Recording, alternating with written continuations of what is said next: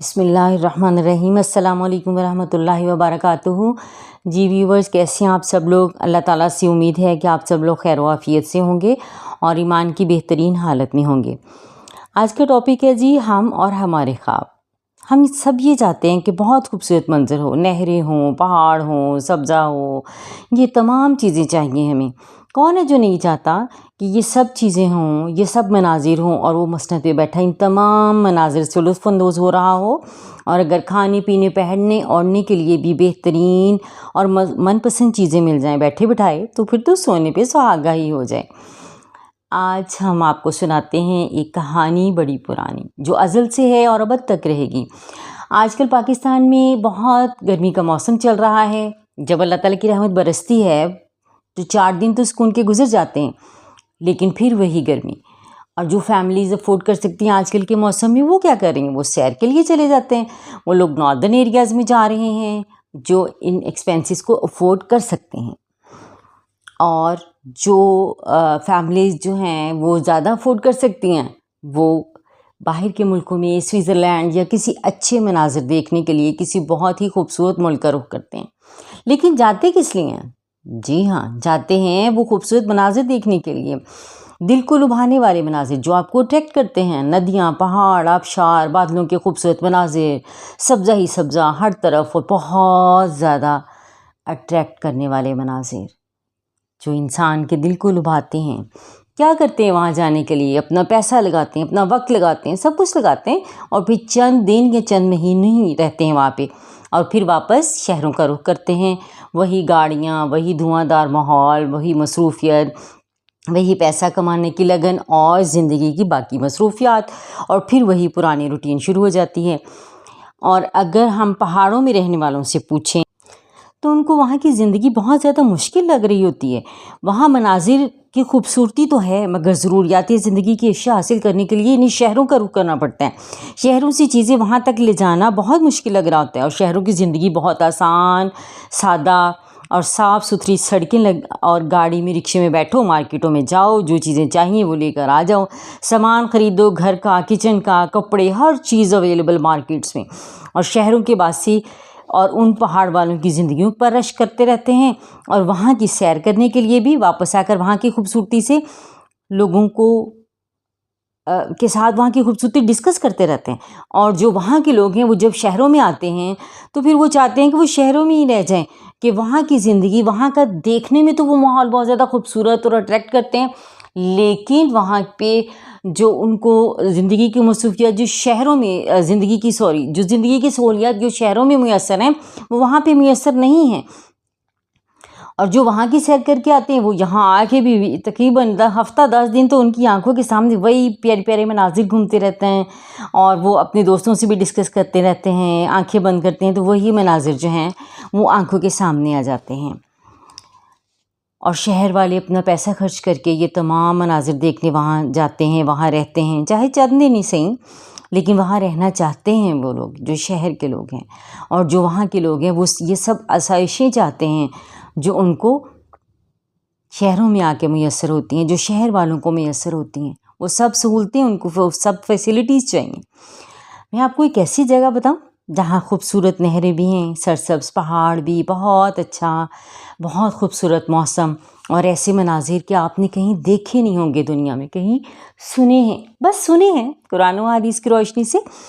ہمیں ان کا اور ہمارا یقین ہے کہ جیسا قرآن اور حدیث میں ان کی خوبصورتی کو بیان کیا گیا ہے ہم اس کا تصور نہیں کر سکتے۔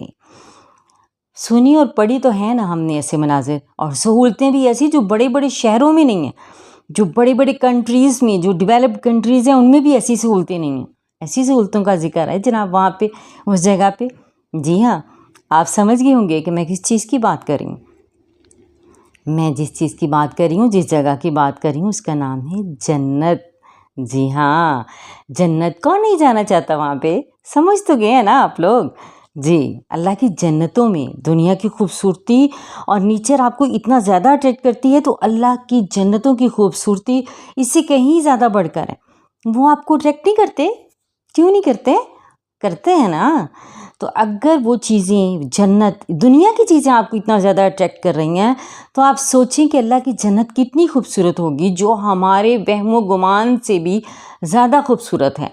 اور وہاں پہ نیچر جو ہے وہ دنیا کی قدرتی مناظر سے بھی کہیں زیادہ خوبصورت، اور سہولتیں جو ہیں وہ شہروں کی اور بہت سے ڈیولپڈ کنٹریز کے بھی سہولتوں سے زیادہ ڈیولپڈ. اتنی زیادہ ایڈوانس سہولیات، اتنی زیادہ ایڈوانس کہ جیسے ہی آپ نے سوچا آپ کے سامنے وہ چیز حاضر.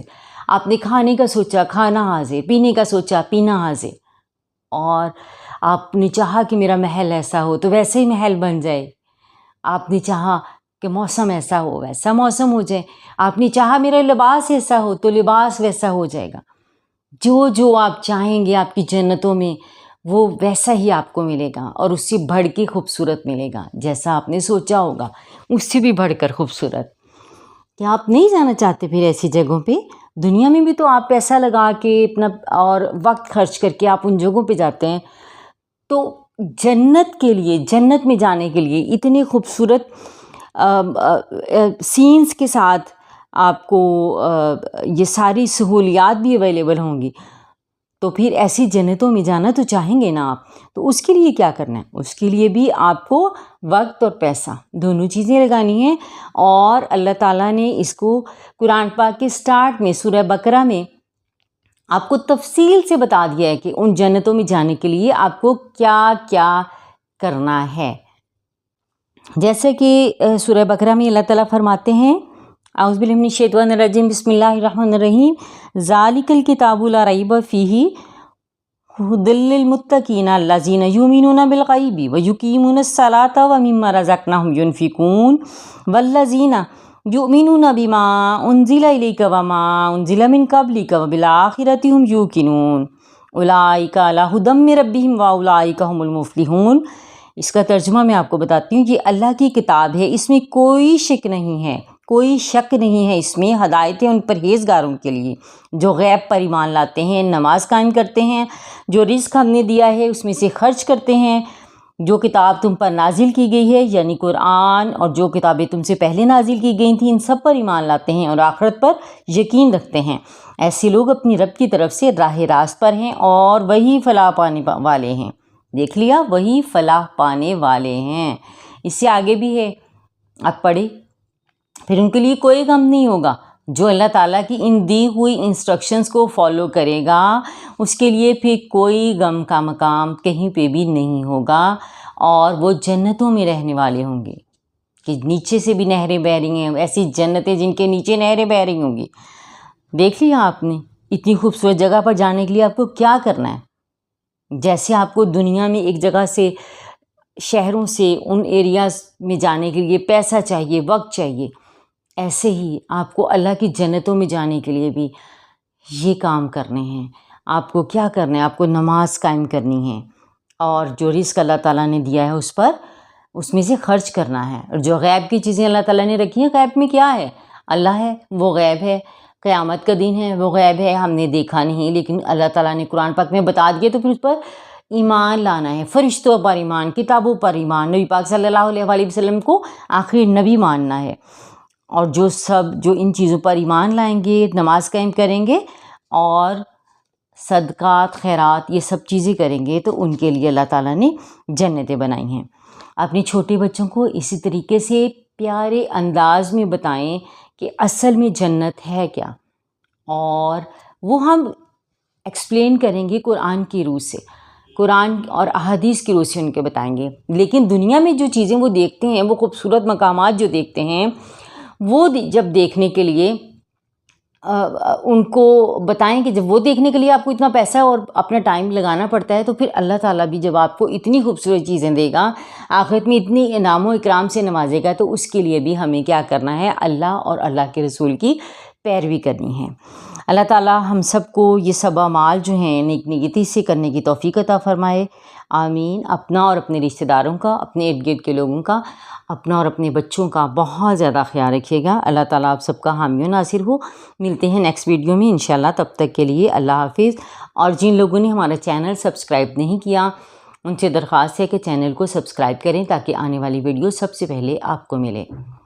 اللہ حافظ.